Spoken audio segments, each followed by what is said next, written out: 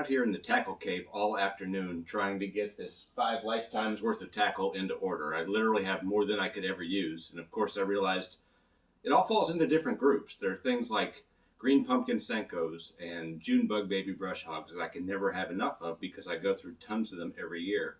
And then there are other baits that are situational that I might use once a year or even less than that, but I know I need to have them. Certainly there are some things that I know I'll never use at all.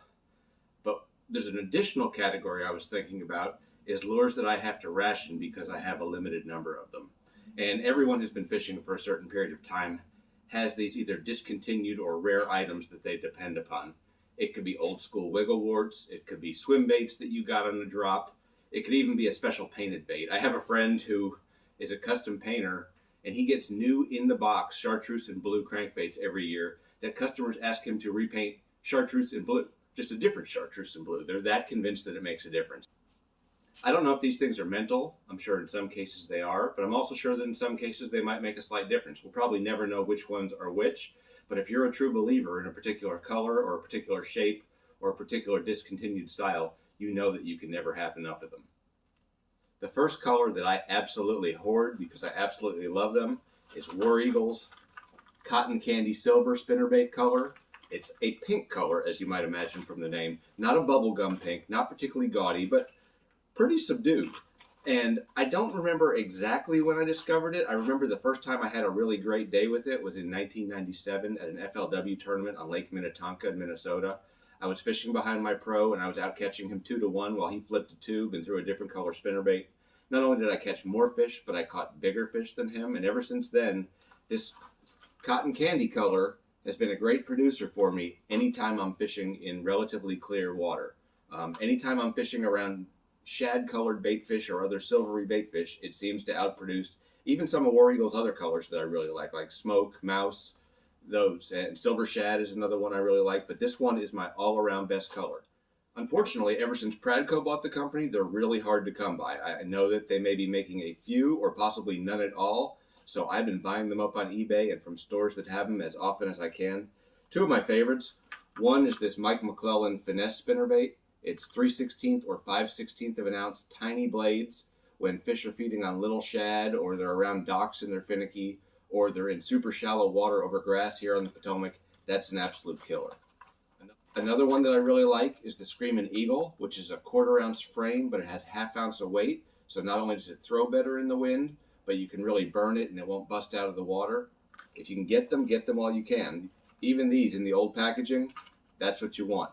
I have them in 1/4 ounce, 3/8, 1/2, and 3/4, and believe me, I have tons of them. But in case I run out of a particular size or model that I want, I've also bought a bunch of the skirts. War Eagle sells the skirts separately. You might be able to find those. I found 20 or 25 of them at a tackle store in Alabama and bought every last one of them. These push-on skirts are not quite as good as the wire-tied ones, but they're better than the alternative of not having the color. And also, if there's a spinnerbait you like better than a War Eagle, you can add this to them and you have effectively the same thing, but in your favorite spinnerbait. Another color that I really rely on that I don't understand why other people don't is pumpkin blue.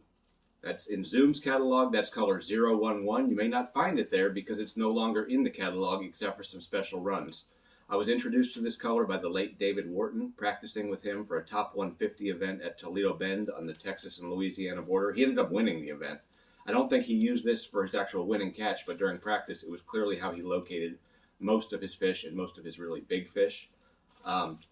It's a tough color to find. As I said, Zoom does it in some special runs. Occasionally you can find it in a baby brush hog or a centipede or a finesse worm or a trick worm.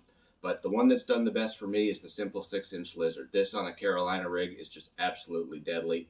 If you can't find them, a good but not perfect alternative is cotton candy.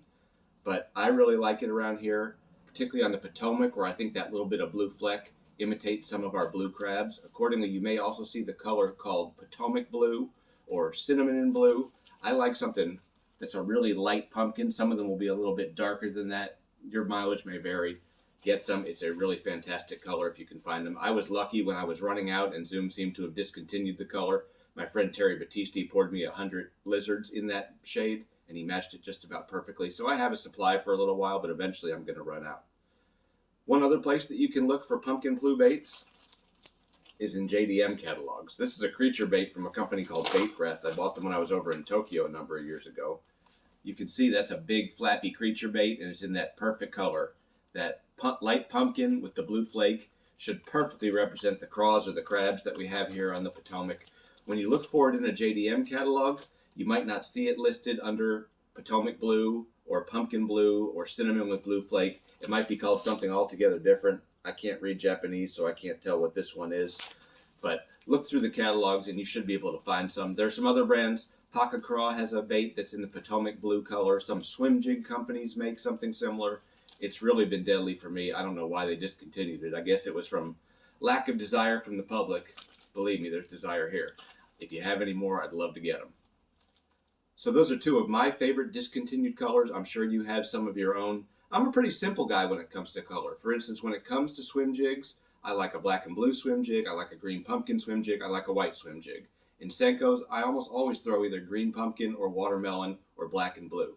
But for some reason, we all have those special colors, special models that we like and we depend on. We save for special times. I'm sure you have some too. If you do, drop them in the comments. And even more importantly, if you know where to get some of these baits I just mentioned, please drop that in the comments or shoot me a message at fishmore@halfpastfirstcast.com.